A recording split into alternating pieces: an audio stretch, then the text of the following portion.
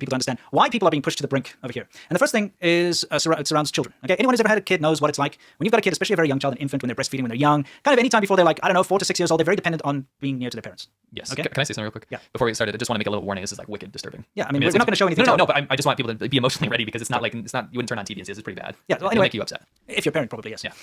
Anyway, the fact of the matter is, what they've been doing, and here's the official notice in English that they pass around on Weixin, which is WeChat. So I grabbed this off the official WeChat thing of the Shanghai something or other. They're telling you the conditions under which you are allowed to accompany your child to quarantine, and the conditions are basically only if you also have COVID. Yes. Okay. So what's been happening is, if a child, because everybody has to get tested. Remember, it's mandatory, right? Yeah. And it doesn't matter if you're like a 100-year-old grandma or a 2-month-old baby, or even pets. They're literally testing cats and stuff, which we'll get into a little later because that's not nice.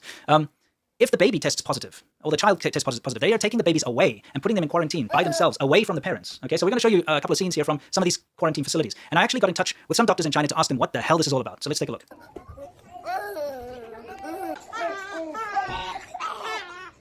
I like you to pay attention to the fact that they've got like these cribs, I suppose, where they have multiple infants that, to me at least, look, I don't know, 2 months old, all shoved in a crib. Now, apparently, what I was told through my communications is that for every 10 children, there's supposed to be 1 nurse. Okay, that's what it's supposed to be. That's obviously not the case because there's been some leaked footage of like 200 kids with 10 nurses. That the math doesn't work out. You know, it depends on what's going on really. But what they're doing is you've got a situation where you've got overworked nurses. Anyone who's had to look after little infants and children knows how difficult it is to look after 1. Never mind 100 in a room or whatever the case may be. And it's the age that gets to me. You know, so here you've got a bunch of little newborns all stuck together. You've got a bunch of toddlers, probably like around about 1 year old. You've got wards that are just full of these of the children, right? Now, I just wanted, in case you just tuned in, this is a situation with babies, infants, newborns, torn away from their mothers and parents. They cannot come see their kids potentially for weeks. Yeah, and in some cases given no updates. The biggest issue with this is that, let's just say in some bizarre, because this makes me super upset, obviously being a parent, I think anyone can sympathize, but I want you to understand the situation when you have all of these children being carted around, taken away from their parents. Can you imagine how traumatizing it is, especially for the toddlers and stuff? Yeah. That have kind of like a perception of like, where is mommy and daddy gone, right? Yeah. But not only that, you have a situation where there is absolutely no way in hell that the infrastructure is set up to allow proper care for these kids. Sure. Because what you're seeing is only the stuff that has been allowed to be leaked, right? There's been situations where the children have died, which we're going to be getting into. But listen, how is a nurse supposed to take care of 12 screaming babies, like you said? Sure. How is that possible? Yeah, I mean, look, they've been people that went into the ward say the children are suffering from nappy rash and or diaper rash and the usual things that would happen when they're not looked after properly. Of course. But it's traumatizing, right? It's absolutely terrible. No mother or father is going to be able to deal with this. So of course there's been a lot of unrest as a result. Yeah. A lot of the protests and crazy stuff that you've been seeing is actually as a result taking people's children away. Yes. Right? You don't take someone's children away. And something that I've seen that makes me absolutely livid is that when people are having a discussion, I'm watching some of the paid Chinese government people that work for them, right?